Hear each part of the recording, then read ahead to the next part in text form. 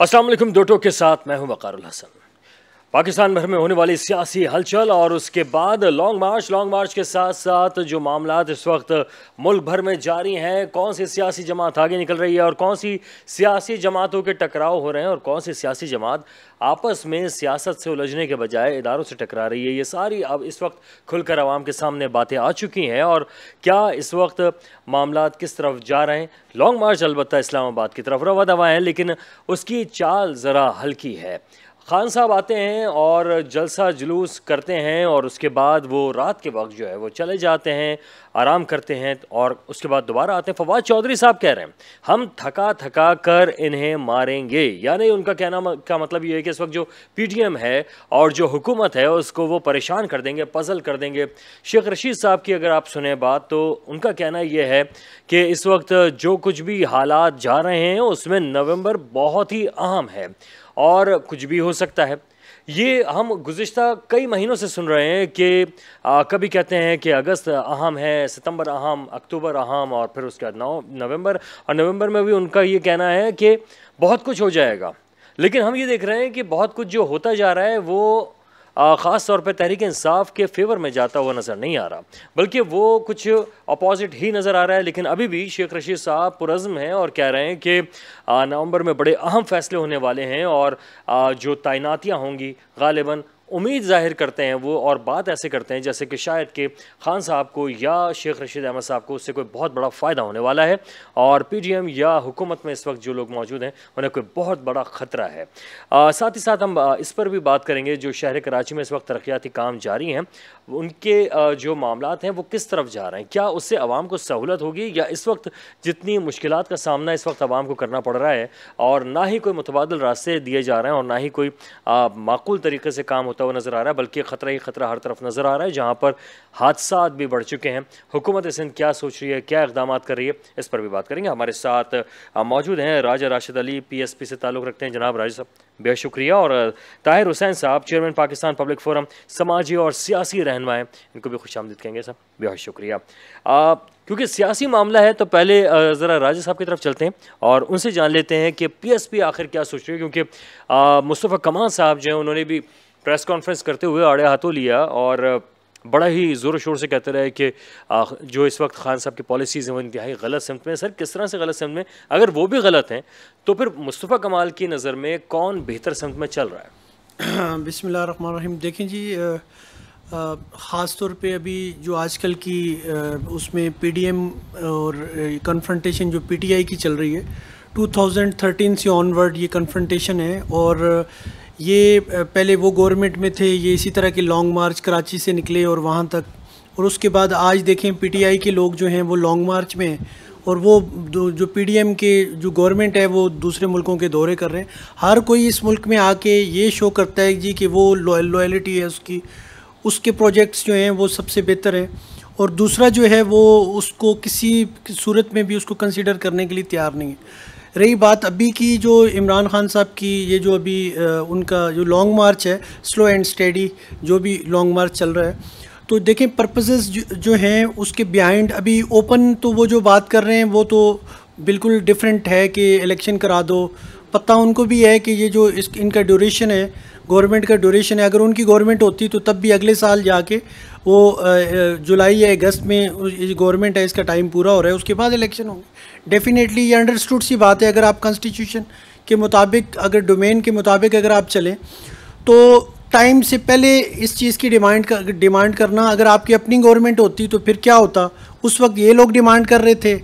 तो ये एक अजीब सी सिचुएशन पब्लिक ऑफ पाकिस्तान को। एक बहुत ही इंटरेस्टिंग बात की, वो कहते हैं कि हमें 2018 में हराया गया और हमारी सीट तहरीक इंसाफ को दे दी गई, जबकि क्लेम तो नहीं, भी ये बात इसलिए कर रहे हैं कि क्योंकि जब टीवी के ऊपर क्लियर बहुत सारी सीटों के ऊपर PSP जो है वो आगे थी, तो उसके बाद ऑल ऑफ सडन ये कह रहे हैं कि हमारा सिस्टम जो है वो बैठ गया।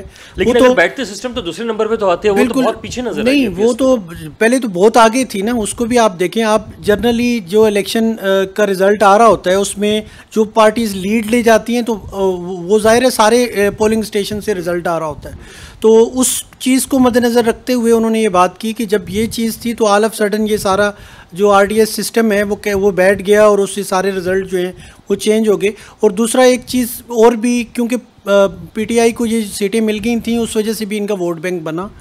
ये जो बार बार एक चीज़ कही जाती है जी कि आपका जो है असल में बात ये जनरल इलेक्शन की बात हो रही है। जनरल इलेक्शन में अगर मुस्तफ़ा कमाल साहब से सीटें ले ली गई थी तो वो दूसरे नंबर पे तो आते, वो किसी भी जगह पे दूसरे नंबर पे नहीं, चौथे पांचवें छठे नंबर आपको तो बिल्कुल एक्सक्लूड कर दिया गया ना। जब आप एक पहले विनिंग पोजीशन के ऊपर जब जा रहे थे तो ऑल ऑफ सडन जब ये चीज़ हुई तो दूसरी तीसरी चौथी पोजीशन तो रह ही नहीं गई, रही नहीं, किसी कंसीडरेशन में नहीं आता। तरीके से एस्टैब्लिशमेंट से कहता हूं तो क्या वो ये चाह रहे थे कि एस्टैब्लिशमेंट मुस्तफ़ा कमाल साहब को सपोर्ट करे? नहीं, हम तो किसी सूरत में भी देखें, हम तो जो स्टेट है इंस्टीट्यूशंस के उनके अपने डोमेन के as per described by the constitution हम उस चीज़ पे बिलीव करते हैं।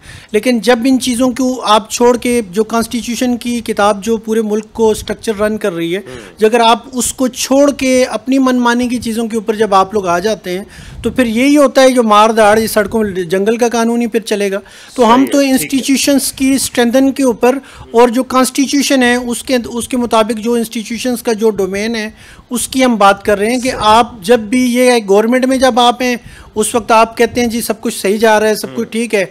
जब आप गवर्नमेंट से आपको जो है वो आप हट जाते हैं उसके बाद आप प्रोटेस्ट करने लग जाते हैं, उसके उस वक्त आप कहते हैं जी कि ये सब कुछ जो है वो सब कुछ गलत है। अच्छा, मैं ज़रा ताहिर साहब की तरफ आऊँगा। ताहिर साहब, बड़ी बड़ी डेवलपमेंट इस वक्त हो रही हैं, जहाँ लॉन्ग मार्च चल रहा है और दूसरी तरफ हम देख रहे हैं अदालतों से फैसले भी आ रहे हैं, बहुत से लोगों के हक़ में भी आ रहे हैं। ऐसे ही फैसला आज जो है वो मुत्तहिदा कौमी मूवमेंट के हक़ में आया है।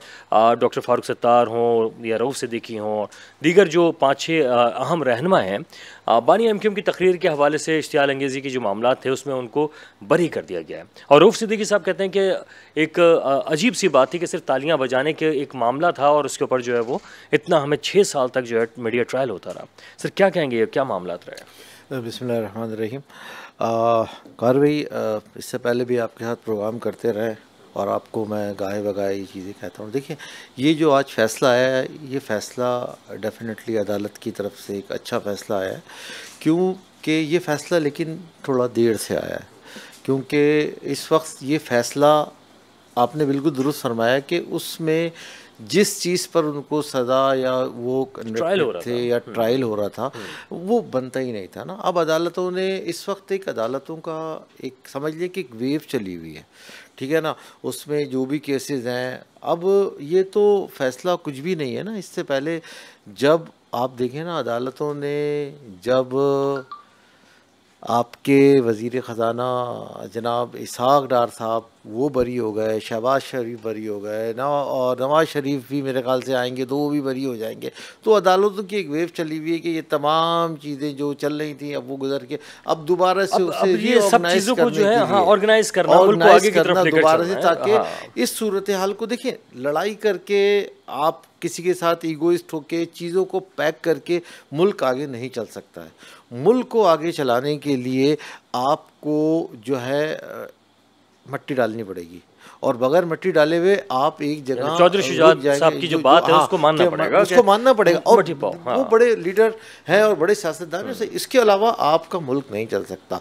लेकिन मौजूदा सूरत हाल में इस वक्त मैं मतलब जो देख रहा हूँ, आप भी मुझसे ज़्यादा इस पर नज़र रखते हैं। देखिए, इस वक्त पाकिस्तान की जो सूरत हाल है पूरी दुनिया में, वो सर बहुत ज़्यादा बदनामी होती जा रही है।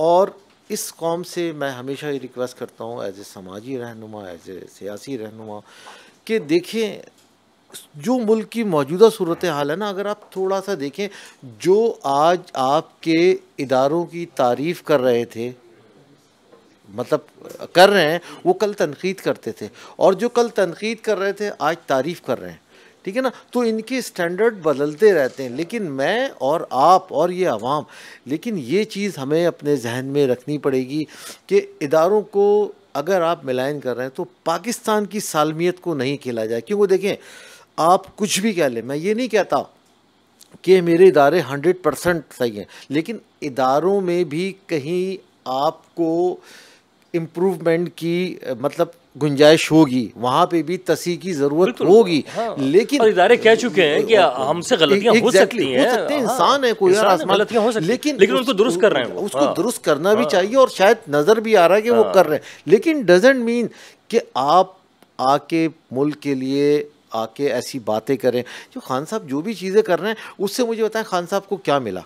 सब कुछ भी नहीं मिला, इस अवाम को कुछ नहीं मिला सिवाय एक चीज़ के कि पाकिस्तान के अंदर जग हसाई हो रही, कनाडा की। अच्छा, नहीं मतलब ये कि खान साहब वर्सेस जो है वो सियासी जमातों के बजाय खान साहब वर्सेस इदारे हो गए। एग्जैक्टली। अब क्या वो इदारों के साथ जो है इस वक्त टकराव की कैसे? उनको नहीं मालूम कि वो एक तरफ कहते हैं मैं इन लोगों से बात नहीं करूँगा, एक तरफ कहते हैं इस्टेब्लिशमेंट से बात करो। अगर आप इस्टेब्लिशमेंट को कहते हैं कि आप न्यूट्रल भी रहें, फिर आप कहते हैं मुझे सपोर्ट भी करें। सर आपकी बातों में इतना आपके तजाद है आपकी इदारों को बातों दिया में कि आप इदारों से कहते हैं कि अच्छा अब आप देखिए इस वक्त जो आपने भी मॉनिटर किया होगा, मैं भी मॉनिटर कर रहा था सर, जिस वक्त खान साहब ने हमारे इदारों को, देखिए हमारे इदारे इस मुल्क की सिक्योरिटी की ज़मानत हैं, ये बात बिल्कुल फैक्ट है। अल्लाह रसूल आले रसूल और पंचन पाक के बाद अगर कोई भी पाकिस्तान की उसका ज़मानत है ना सर, वो सलामती की ज़मानत है ना, वो सर वो हमारे इदारे हैं। वो गलत भी होंगे, मैं ये नहीं कहता,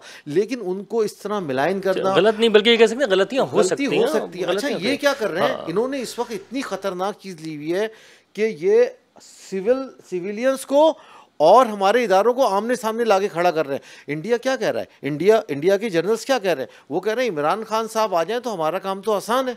जैसे खान साहब ने कहा था मोदी आ जाए तो आसान है। देखिए डॉक्टर साहब, फिफ्थ जनरेशन वॉर क्या है? वो यही वॉर है कि आपको इदारों से लड़ा दिया जाए। लेकिन मैं अपनी आवाम से भी ये रिक्वेस्ट करूंगा, तमाम सियासी पार्टियों से भी रिक्वेस्ट करूंगा, देखिए आपकी लड़ाई आप बिल्कुल लड़ें, लेकिन सियासी एतबार से लड़ें, लेकिन आप को सियासत करने के लिए आपकी रियासत का होना लाजिम है।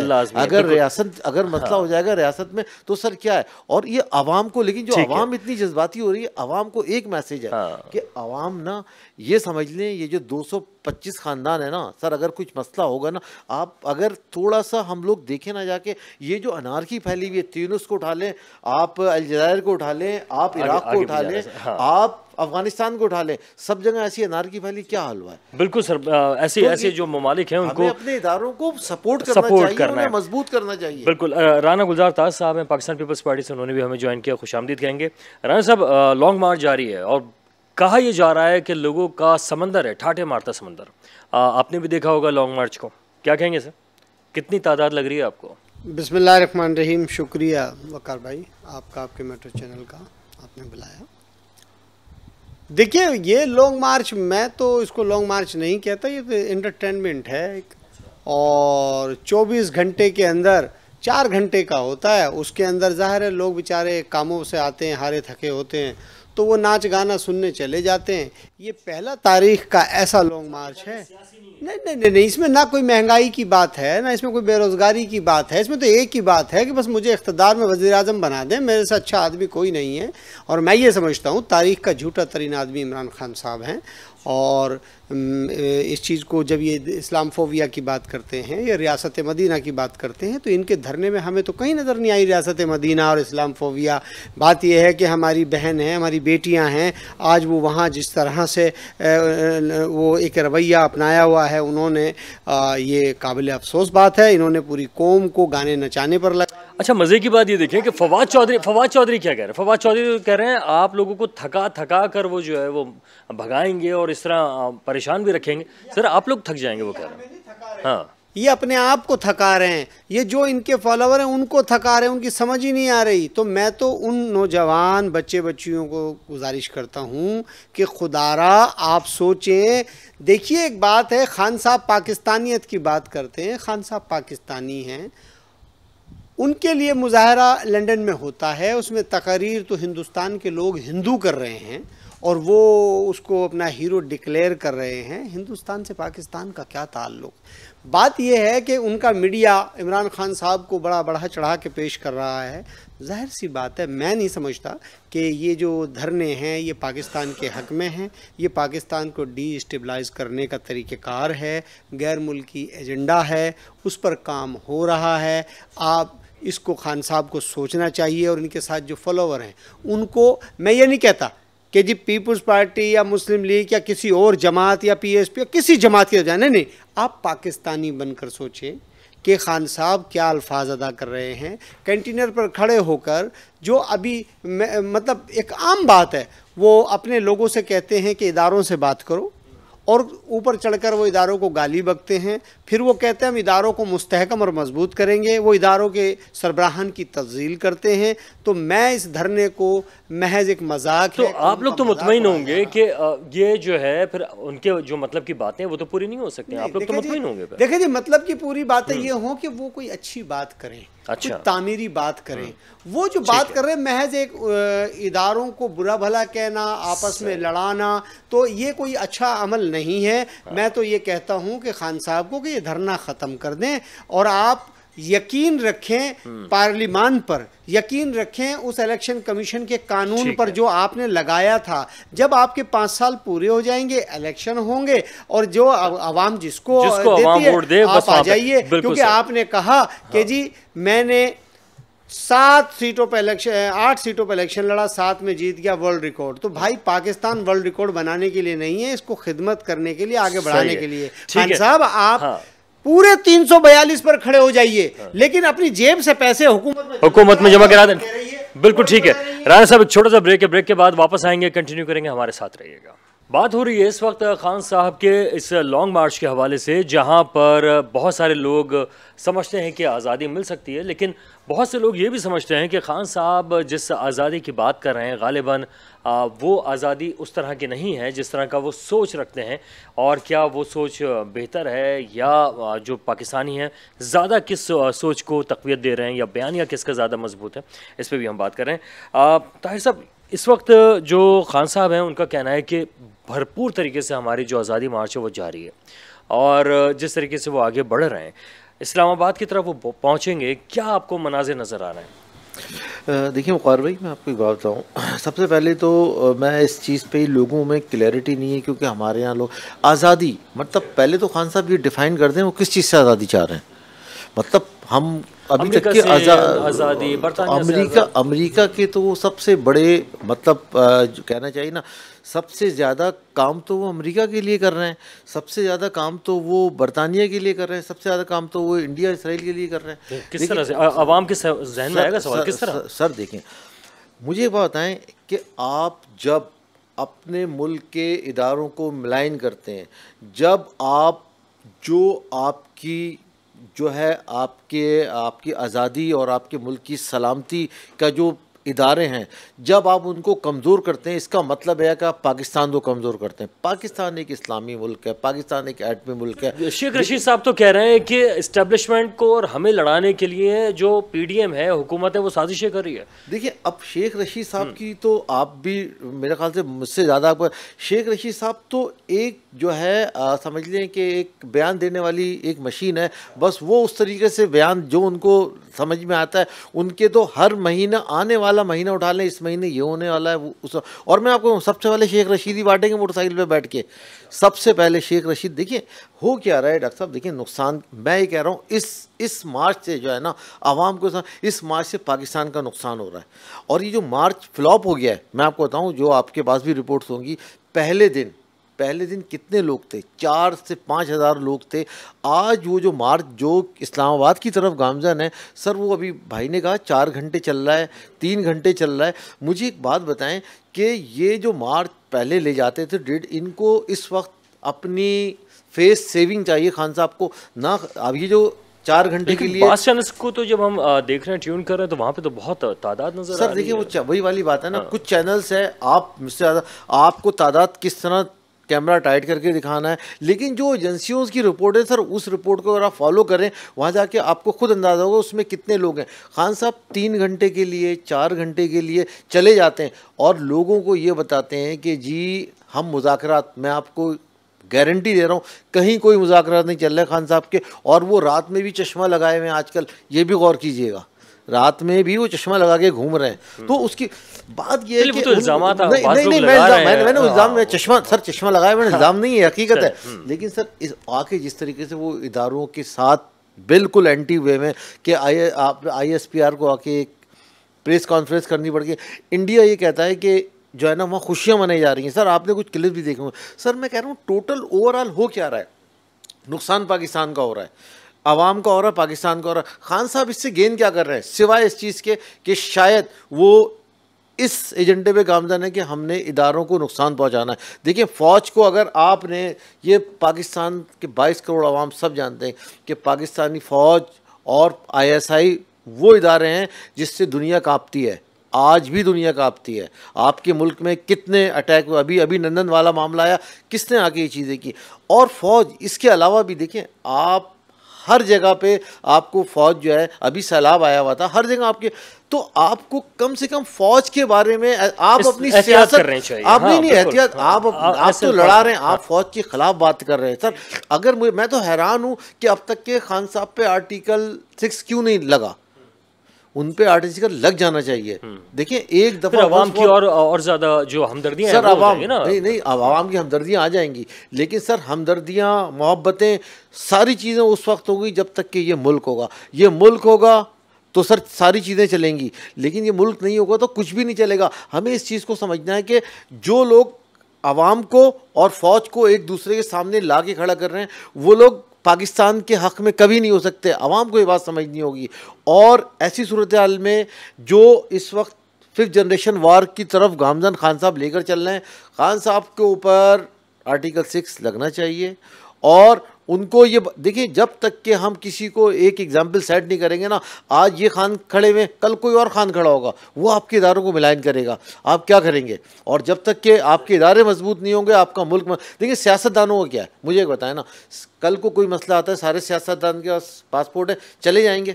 अवाम को भी मैं और आप यहाँ रहेंगे ना सर, हमारे लेकिन अवाम के दरमियान और अवाम के ही दरमियान से निकलने वाले जो नुमाइंदे उनको ही अब नुमाइंदे सर कहाँ है अवाम में। ठीक है सर, मैं राजा साहब की तरफ आऊँगा। राजा साहब इस वक्त जो PSP है वो क्या समझती है, अवाम का ठाठे मारता समंदर जो है वो रवा दवा इस्लामाबाद की तरफ क्या होने जा रहा है। इस्लामाबाद में बाकायदा रेड जोन जो है वो बढ़ता जा रहा है, और अगर खान साहब पहुँच जाते हैं, आपको क्या लग रहा है, या PSP मुस्तफ़ा कमाल साहब का मौक़िफ़ क्या है इस पर? हाँ देखिए जी, बात यह है कि एक तो आपने ये जो इनका अभी आज़ादी मार्च के हवाले से जो बात की है, PSP का तो बिल्कुल क्लियर मौक़िफ़ है। अगर ये पहले फर्स्ट ऑफ़ ऑल PTI जो है वो नया पाकिस्तान के मंशूर से इन्होंने अपनी कैंपेन चलाई, और सेकेंडली अभी इस दफ़ा इन्होंने आज़ादी मार्च के नाम से आज़ादी हासिल करने के कह रहे हैं, हम आज़ादी के लिए कर रहे हैं। तो उसके लिए तो बहुत सिंपल फार्मूला था। आप जब पावर में आए, 3.5 पौने 4 साल आप गवर्नमेंट में थे, आपके सिटिंग नेशनल असम्बली में भी, प्रोविंशियल असम्बलीज़ के अंदर भी, चारों सूबों के अंदर आपके लोग बैठे हुए थे। तो नेशनल असम्बली के अंदर एक रिक्वेजिशन मूव करते, आप हकीकी आज़ादी की बात कर रहे हैं ना, हकीकी आज़ादी अगर आपने देनी थी, ये उसके लिए तो मार्च की ज़रूरत ही नहीं है। आप एक आर्टिकल 140 में एक चैप्टर ऐड करके लोगों के हकूक़ उनके वो डोर स्टेप तक पहुंचा देते, हकीकी आज़ादी हो जाती। आप उनके पैसे उनके डोर स्टेप तक पहुंचा देते। आर्टिकल 160 नहीं, ये बल्दियाती नुमाइंदों, वहाँ पे आप ये चीज़ें ऐड करते, सब आज़ाद हो जाते। नहीं, मैं तो बल्दियाती इदारों के हवाले से आपको बताऊंगा कि बस लोगों को आज़ाद करना है ना। बल्दियाती नुमाइंदे भी जो कराची से खड़े किए थे खान साहब ने, वो भी अभी मार्च की तरफ नहीं निकले। तो अगर वो देख रहे हैं तो जरूर जाएं, ज्वाइन करें। आसान तरीका है ना, लोगों को आज़ाद करना है तो ये है उसका तरीका, आज़ाद करने का। ये तरीका नहीं है जब तक आप असेंबली में ये काम नहीं करे। फवाद चौधरी साहब का ऑन रिकॉर्ड है ये स्टेटमेंट, ये पिछले कुछ दिनों में उन्होंने स्टेटमेंट दिया था कि हमसे बहुत बड़ी गलती हुई कि हमें जब हम पावर में थे तो हमें कॉन्स्टिट्यूशन के अंदर अमेंडमेंट करके, वही वाली बात जो मुस्तफ़ा कमाल भाई 6 साल से कर रहे हैं, जो हमारे बेसिक मंशूर के अंदर है। टीवी पे बैठ के हम चीख चिल्ला रहे हैं, किसी के कान के ऊपर जूं नहीं रेंग रही इस बात के ऊपर। तो इस बात को सेकंड किया है फवाद चौधरी साहब ने कुछ दिन पहले मीडिया पे कि हमें जो बल्दियाती इदारे थे उनको, हमसे गलती हुई, हमें उनको स्ट्रेंथन करना चाहिए था। सही। अच्छा, अब मामला एक और भी आ रहा है कि आपका जो बयानिया है या मुस्तफ़ा कमाल साहब का, वो खान साहब के तो अगेंस्ट हो चुका है, तो क्या PDM के करीब हो चुका है शहबाज शरीफ? नहीं, हमारा देखें बयानिया जो है वो ये नहीं है कि वो किसी PTI के अगेंस्ट हो गया या PDM की फेवर में हो गया। हम एक प्रिंसिपल स्टैंड की बात कर रहे हैं, इंस्टीट्यूशंस की बात कर रहे हैं, कॉन्स्टिट्यूशन की बात कर रहे हैं कि जब आप एक सिस्टम की रीढ़ की हड्डी जो कॉन्स्टिट्यूशन है उसके ऊपर ही आके बार बार अटैक मार रहे हैं, तो उसका नुकसान किसको होगा? अल्टीमेटली स्टेट को, मुल्क को। तो यहाँ पे तो 24 करोड़ आवाम है ना, ये थोड़ी है कि 2-4-6 हज़ार पॉलिटिशियन और बाकी जो। वैसे मैं आपको इतना बता दूं कि अगर 10-15 हज़ार 20 हज़ार लोग भी कम से कम खान साहब अगर इस्लामाबाद की तरफ ले गए तो इस्लामाबाद को थोड़ा सा सोचना पड़ जाएगा। नहीं, ये बात तो देखें, कोई भी इतनी स्ट्रेंथ में तो कोई भी इतनी तादाद लेके जा सकता है। पहले भी अभी वो मौलाना फजल रहमान साहब की पार्टी आप देखें, वो भी कितनी बड़ी तादाद में ले आए। उसके बाद उससे पहले तारिल कादरी साहब एक बहुत बड़ी तादाद लेके कितने दिनों तक बैठे रहे। इमरान खान साहब खुद 100 समथिंग दिन वहाँ लेके बैठे रहे। पीपल्स पार्टी कराची से गई, इनका भी एक बहुत बड़ा प्रोटेस्ट था, लॉन्ग मार्च था। सब अपनी अपनी जगह पे सबके साथ, ज़ाहिर है पब्लिक सब तो सबके साथ है, अपनी अपनी उनकी सपोर्ट तो जो है वो सबके साथ है, लेकिन इसका मकसद ये नहीं है जा सकते हैं कि जनाब वजीर आजम जो है वो मेरी मर्जी का ये बात तो हम कर ही नहीं रहे ना। हम तो आज भी बैठ के वो वाली बात कर रहे हैं जो कि 14 पार्टियां नहीं कर रही। हम तो वो बात कर रहे हैं कि अगर ये वाला ये काम करेंगे तो पाकिस्तान ट्रू स्पिरिट में आज़ाद, public of Pakistan true spirit में आज़ाद। अब आपके मौजू पे आने वाले कुछ ही देर में बल्दियाती मामलात के ऊपर भी बात करेंगे। राना गुलजार साहब, इस वक्त अगर 15-20 हज़ार लोग पहुंच जाते हैं इस्लामाबाद, क्या स्ट्रेटजी होगी इस वक्त हुकूमत की? देखिए जी, मैं तो ये समझता हूँ कि उनको अपना शौक़ पूरा करना दिया जाए। और दूसरी बात, 15-20 हज़ार लोग नहीं पहुँचेंगे, वो तो बहुत बड़े बड़े दावे कर रहे हैं, लेकिन जो अहले कलम लोग हैं, जो समझदार लोग हैं, वो समझ रहे हैं कि इसके पीछे क्या मकासद हैं। देखिए, पाकिस्तानियत की बात करते हैं तो पाकिस्तान को डीस्टेबलाइज नहीं किया जाता, पाकिस्तान को मुस्तहकम किया जाता है। जो बात ये आज कर रहे हैं, कल पार्लिमान के अंदर ये मौजूद थे तो उस पार्लिमान में ये अमेंडमेंट्स भी लाते, बात भी करते, ये तो उस पार्लियामेंट पे यकीन नहीं रखते ना। इन्होंने तो पार्लियामेंट के अंदर खड़े होकर पार्लियामेंट पे कहा कि मैं लानत भेजता हूँ, और उसी पार्लियामेंट से ये ओथ ले रहे हैं। तो समझ नहीं आ रही। मैं तो ये नहीं समझ रहा कि खान साहब जो हैं बात क्या कर रहे हैं, क्योंकि देखिए मैं बताता हूँ, कोई भी लीडर हो पॉलिटिकल, जब वो एक जमात का सरबराह होता है तो कारकुन हो या आवाम, उनके बच्चों के मानदा होते हैं, तो उनको कभी भी अपनी कौम से, कारकुनों से झूठ नहीं बोलना चाहिए, उनको सच बोलना चाहिए। तो मैं तो अभी तक यही बात कर रहा हूँ कि खान साहब, मोहतरम इमरान खान साहब एक झूठे शख्स हैं, और मैं ये समझता हूँ कोई रिलायबल आदमी नहीं है, और वो उनको अपने दिमाग का इलाज कराना चाहिए। वो साइको हैं, क्योंकि इसलिए कि वो जब सुबह कोई अल्फाज कहते हैं तो शाम को वो उसकी तस्दीक करते हैं, वो कहते हैं मैंने ऐसा नहीं कहा, फिर कहते हैं कि जी ये तो एडिट किया होगा। देखिए, किसी से उनकी दुश्मनी नहीं है, कोई एडिट क्यों करेगा, आप अपनी ज़बान पर। अच्छा, लेकिन आपको नहीं लगता खान साहब का बयानिया जो है, बहुत सारे लोग जो हैं उसके साथ होना शुरू हुए हैं कि इंतखाबात हों, साफ शफाफ चीज़ें बेहतर हों, बयानिया तो सही है ना सर? देखिए, इंतखाबात होने चाहिए और होंगे।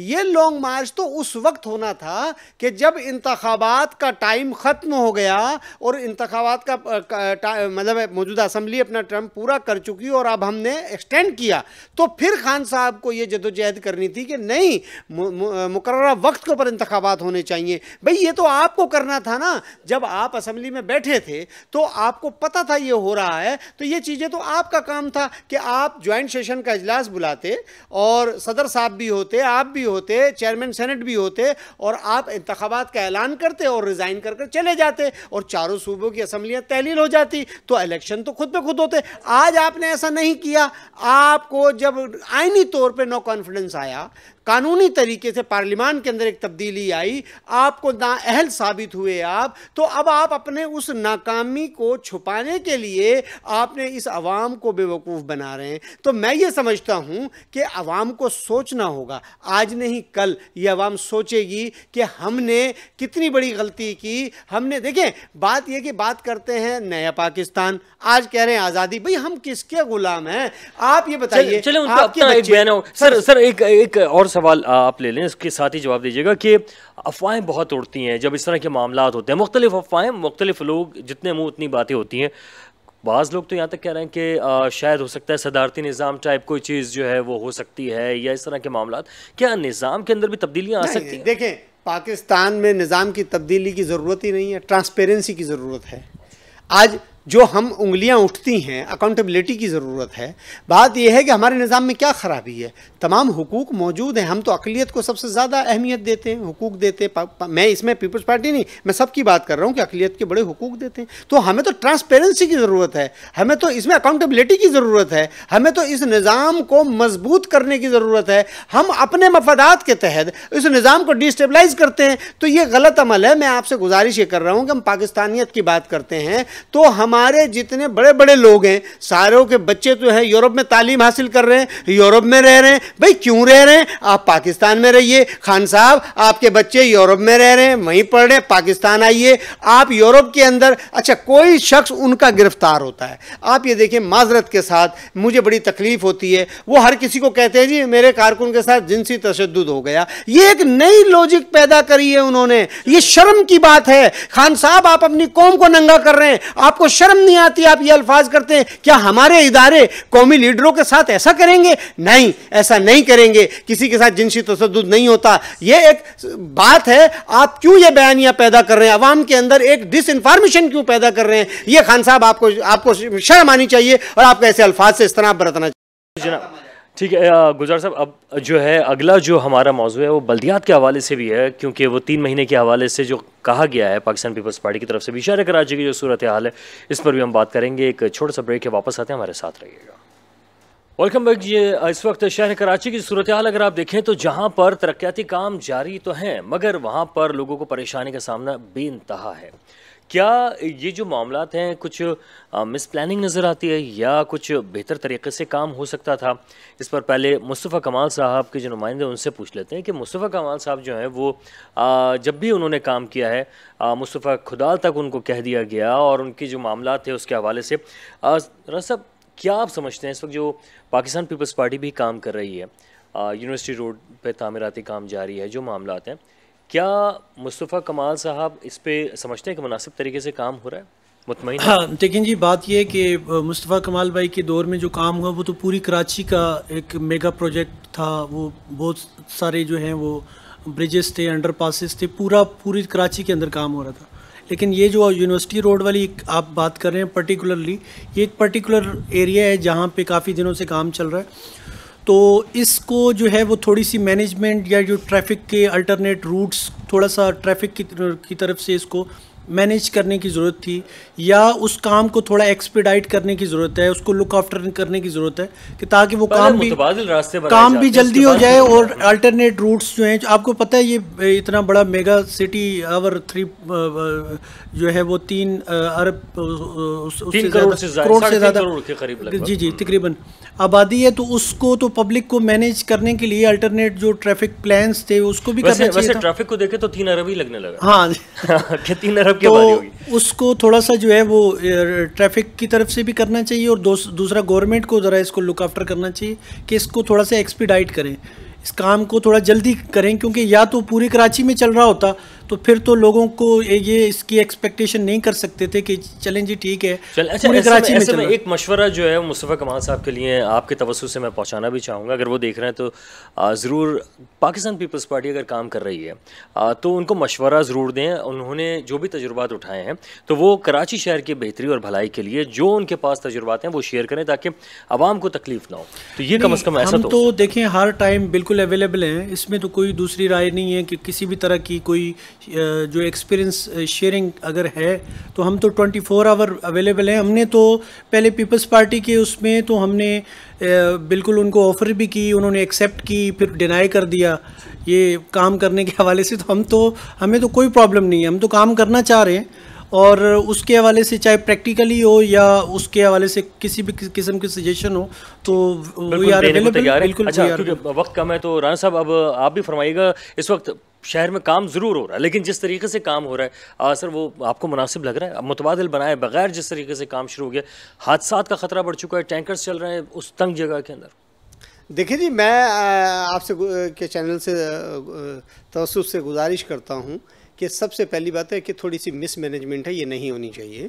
और जो हमारे इदारे हैं ट्रैफिक का या पुलिस के या जो भी इदारे हैं, वो अपने कवानीन पर सख्ती से अमल कराएं।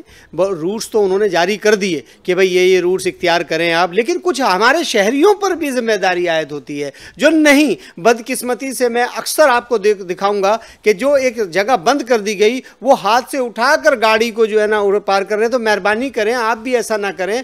थोड़ा सा हुकूमत का साथ तो शहरी देते हैं ना जी, तो शहरियों को चाहिए कि वो हुकूमत का साथ दें और कहीं पर भी जहाँ जहाँ मिसमैनेजमेंट है वो तहरीरी भी इत्तला दें। और पुलिस को भी चाहिए कि वो सख्ती से एक्शन लें और इसमें उससे काम ना लें कि भाई मिसाल कोई मामला है। अब जहाँ तक बल्दियाती इलेक्शन, बात को मैं आगे बढ़ाऊं कि बाज़ फैमिलीज को देखा कि फैमिली के साथ टैंकर के बिल्कुल लगकर चल रहे हैं, खुदा न खास्ता कोई हादसा हो जाए तो इससे एहतियात जरूर। मैं वही बात कर रहा हूँ कि टैंकर माफिया को भी कंट्रोल में उसी वक्त जब कानून नाफिज करने वाले इदारे अपनी सख्ती से उस पर अमल दरामद करेंगे तो उन तमाम लोगों को करेंगे। बात ये आ जाती है अब पानी, क्योंकि पानी का जो मामला है ये भी बड़ा संगीन है, जाहिर सी बात है, आपको पता है। लेकिन काम जो शहर में इस वक्त हो रहे हैं वो बड़ी तेज़ी से हो रहे हैं। बीआरटी मंसूबा देखें आप, कितना बड़ा बीआरटी मंसूबा जो है शुरू किया है। अल्हम्दुलिल्लाह इंशाअल्लाह ये पाया तकमील तक ईमानदारी से पहुँच जाए और इस अच्छी तरीके से, तो शहरियों को बड़ा फ़ायदा होगा। बात ये कि औरंगी टाउन में भी जो मंसूबा शुरू हुआ था इसमें भी तोसी कर रहे हैं, आगे तक लेकर जा रहे हैं। तो बहुत सारे ऐसे मंसूबे हैं जो अंडर कंस्ट्रक्शन है और इंशाअल्लाह बेहतर होंगे। अब बल्दियाती इलेक्शन देखिए जी, बल्दियाती इलेक्शन सियासत की नर्सरी होती है और मैं ये समझता हूँ कि बल्दियाती इलेक्शन होने चाहिए और इंशाअल्लाह पाकिस्तान पीपल्स पार्टी मुखलिस से कराएगी। लेकिन थोड़ा से कुछ हेडल्स हैं वो दूर हो जाएंगे और इंशाअल्लाह बल्दियाती इलेक्शन होंगे। देखिए एक खान साहब ने पिछले दौर में बड़ी बातें की कि जी बल्दियात ये है, बल्दियात के बारे में बहुत ही। जब खान साहब इख्तदार में आए 2018 में तो सबसे पहले उन्होंने खैबर पख्तूनख्वा और पंजाब में, जबकि 2.5 साल उनके रहते थे, उन्होंने उनको ख़त्म कर दिया। सुप्रीम कोर्ट ने ऑर्डर दिया कि भाई इनको बहाल करें। खान साहब ने सुप्रीम कोर्ट का एहतराम नहीं किया, नहीं माने। आज वो किस मुंह से बात करते हैं, मैं ये समझ नहीं आई। इस कौम को ये समझना होगा कि जो माजी को याद रखें, माजी में क्या कह रहे थे। और जो भी हो, जिसने भी काम किया है, नेमतुल्लाह खान साहब ने काम किया, मुस्तफ़ा कमाल साहब ने काम किया, हमें उनको रोल मॉडल देखना चाहिए और हमें उनसे अच्छा काम करना चाहिए ताकि उससे बेहतर ज़्यादा आवाम को फ़ायदा होगा और हमें आवाम को मुतमईन करना चाहिए। क्योंकि यह आवाम का पैसा है और आवाम पे खर्च कर रहे हैं तो ईमानदारी से, अकाउंटेबिलिटी के साथ खर्च होना चाहिए। काम के अंदर ट्रांसपेरेंसी होनी चाहिए। ये जिम्मेदारी है हुकूमत सिंध की भी, ये जिम्मेदारी है तमाम पॉलिटिकल पार्टीज की, वो निशानदेही करें। ताहिर साहब, क्या लग रहा है, इंतखाबात जो है बल्दियाती वो 3 माह के लिए बढ़ाए तो गए हैं, लेकिन इसके बारे में जो कहा जा रहा है कि पुलिस फोर्स नहीं है। सर, क्या पुलिस फोर्स नहीं है तो तभी डकैतियाँ बढ़ गई हैं या दीगर अजला से बुलाने में मुश्किलात हो रही हैं? क्या मामला क्या है सर? ये एक ऐसा रीज़न दिया है सिंध हुकूमत ने कि जिस पे उनको सलूट किया जा सकता है कि हमारे पास पुलिस फोर्स नहीं है। पुलिस फोर्स तो वैसे भी अगर है या नहीं है तो बल्दियाती इंतखाबात सिर्फ पुलिस की उसमें नहीं होते, उसमें आपको और दूसरे सिक्योरिटी इदारे भी चाहिए होते हैं। देखिए, बुनियादी तौर के ऊपर अभी उन्होंने, ताज साहब ने एक बात कही कि नर्सरी होती है, सियासत की नर्सरी ये होती है। अच्छा, नर्सरी सियासत की एक अच्छी बात है कि क्योंकि जब आप नीचे से ऊपर जा रहे होते हैं, लेकिन अनफॉर्चुनेटली यहाँ पे पीपल्स पार्टी समेत चाहे नवाज़ शरीफ हो की पार्टी हो, चाहे जरदारी साहब की पार्टी हो, उन पे नर्सरी वर्सरी का उन पे कोई तयन होता नहीं, कि उनके यहाँ तो ऊपर से आते हैं ना। अब आप देखें ना, बिलावल भुट्टो साहब ने 70 साल अपने एतज़ा एहसन साहब को फारिग कर दिया। तो कौन सी नर्सरी और कैसी नर्सरी? ये तो सिर्फ ज़बानी बातें हैं जो अच्छी लग रही होती हैं, हम लोग अच्छी बातें कर रहे होते हैं। लेकिन हाँ, ये ज़रूर होना चाहिए इदारों को मजबूत। लेकिन देखिए, दुनिया में जहाँ पे भी तरक्की होती है वहाँ पर उस शहर की तरक्की की बुनियाद बल्दियाती इदारे ही होते हैं। अगर बल्दियाती इदारों और उनका सिस्टम जितना स्ट्रॉन्ग होगा, वहाँ पे शहरियों को और शहर के अंदर उतनी ही तरक्की और खुशहाली आएगी। अभी जो हमने निशानदेही की है, अगर बल्दियाती इदारे होते तो क्या वो पहले मुतबादिल बनाते या इसी तरह से काम शुरू करते थे जैसे भी हो रहा है? देखिए, एग्जैक्टली आप बिल्कुल से, अगर वो बल्दियाती इदारे प्रॉपर काम कर रहे हो तो सबसे पहले वो उसको अल्टरनेट राउट बनाते और उसकी एग्जीक्यूशन। देखिए, एक होता है कि मैं आपको एक ऑर्डर पास कर दूं लेकिन मुझे उसकी एग्जीक्यूशन भी करवाना लाजिम है। मेरी फोर्स वहाँ पे भी डिप्लॉय होती कि यार ये मुतबादिल रास्ते हैं, यहाँ से जाना। इस वक्त सूरत हाल ये है कि कोई ऐसा प्लान है ही नहीं, जिसका दिल जहाँ से चाह रहा है वो वहाँ जा रहा है। उसमें राणा साहब ने जो बात की वो बात भी काफ़ी जो है ना, मैं उसको सेकंड करूँगा कि यार आवाम का भी इसमें एक रोल है। मुझे भी खुद, ये शहर मेरा भी है ना, तो मुझे खुद, आप जर्नली आप देखें तो लोग रॉन्ग साइड से चलते चले आ रहे हैं। असल में लोगों को लगने लगा है कि अब इतना महंगा पेट्रोल हो गया है तो थोड़ा सी बचत इस तरह हो जाए, लेकिन वो बचत के बजाय उस बचत, अगर उसमें नुकसान हो जाए तो ये शहर इस वक्त यहाँ जंगल बना कौन करेगा कि ट्रैफिक की बाकायदा एक जो साइंस होती है उसके ट्रैफिक हो जाए, बल्कि उसमें सारी चीज़ें देखें। मैं आपको बताऊँ सबसे बड़ा मसला है यहाँ पे बल्दियाती इलेक्शन कब से नहीं हुए हैं सर, जब तक कि बल्दियाती इलेक्शन होने के बाद यहाँ पर जो आपकी लोकल मैनेजमेंट है वो यहाँ पर आए और आने के बाद उनको प्रॉपर डिज़ाइन करके उससे एग्जीक्यूट करे। जैसे कि मतलब मुस्तफ़ा कमाल साहब के दौर में कराची ने तरक्की की, जाहिर सी बात है उसके ऊपर से हेड कर रहे थे परवेज़ मुशर्रफ। अगर परवेज़ मुशर्रफ वो आदमी थे जो हर चीज़ का फॉलोअप लेते थे। देखिए किसी भी प्रोजेक्ट के फाइनल और कामयाब फाइनल करने के लिए उसका फॉलोअप लेना बहुत ज़रूरी है। बिल्कुल ताहिर साहब, अब बस फाइनल कमेंट मैं चाहूँगा सर, मुख्तसर सर, साहब क्या कहेंगे सर?